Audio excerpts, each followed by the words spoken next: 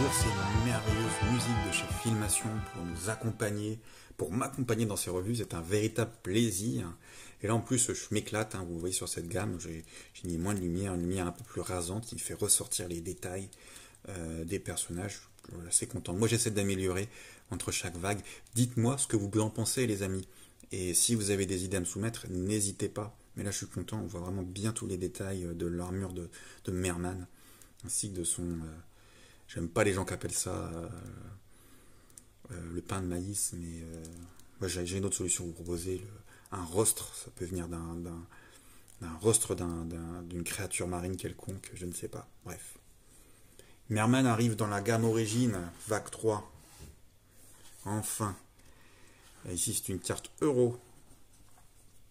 Mais c'est vrai que Mattel France aurait pu faire un effort, ne serait-ce que pour les premières vagues. Moi, j'espérais secrètement que Luluberlu essaye de travailler comme pour Mattel Mexique, ou comme l'avait fait Super Seven, je sais plus trop quoi, sortir une petite série en Yellow Birder.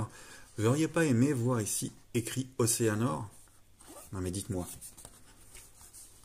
Et pourtant, on va retrouver un super job ici comment dire, des artistes, hein, qui ramènent vers le mini comics avec ce poulpe, hein. Ça vient aussi du cardback art originel, ce poisson-là, je m'en souviens. Et puis là, voilà, bravo. On tease Battle Armory Man, Battle Armor Skeletor sur le Migalor, le jouet qui a rendu fou des milliers et des milliers d'enfants. Voilà. Mais c'est vrai que ce cardback art ressemble beaucoup à celui du vintage. C'est pas pour nous de plaire. Ouais. Cette fameuse arme, pour moi c'est un rostre, en plus on voit que c'est fait avec des bouts d'os. Donc je veux plus entendre parler de pain de maïs ou d'épis de maïs ou autre. Ça m'agace, ok? Je suis très sérieux. Bon, c'est des belles illustrations, elles n'apportent pas grand chose, mais c'est toujours sympa de les voir et on aime, de toute façon, on aime voir ça. Donc il nous refait un petit peu cette tête de Omar Shah améliorée. On va regarder tout ça en détail avec la figurine en loose. Merman, il semble peut-être un peu plus effrayant que le personnage vintage, hein, croyez pas. Moins sympathique au niveau du visage. Regardons ça. L'autre avait plus l'air, pas d'un chaton, mais d'un chat. Alors, les oreilles. Parlons-en. Oreilles, je ne sais pas. Et ces caractéristiques là sur le côté du visage. Bon, moi ce que je suis sûr, c'est que ce personnage a une bouche et des dents, des yeux, je ne vois pas de narine, les oreilles sont vraiment étranges et mal définies. Voilà.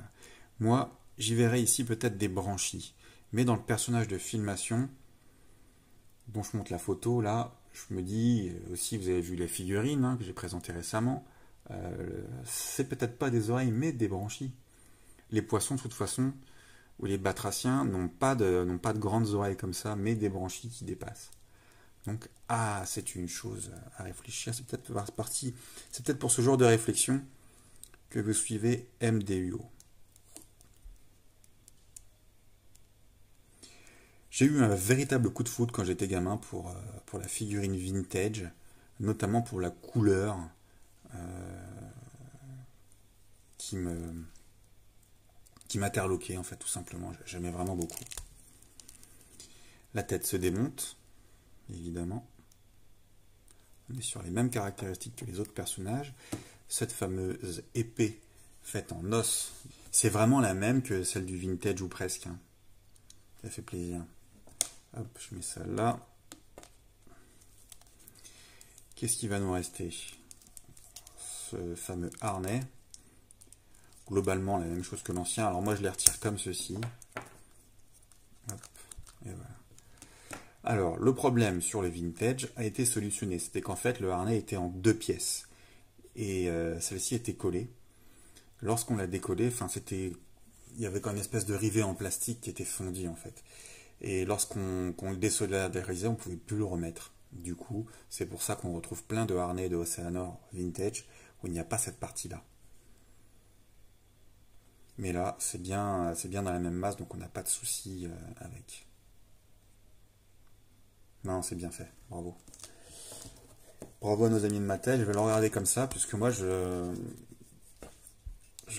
comment dire, mon Merman Vintage était souvent dénudé, en fait, entre guillemets, puisque j'aimais trop la couleur, je sais pas pourquoi, j'ai vraiment fait une fixette sur cette couleur. Et là, c'est pas... Dans le vintage aussi, il y a eu plusieurs versions. Il n'a pas toujours, voilà, aux États-Unis ou autre chose, les couleurs étaient légèrement différentes. Est-ce que j'aurais scotché pareil si j'en avais eu un autre? Je sais pas.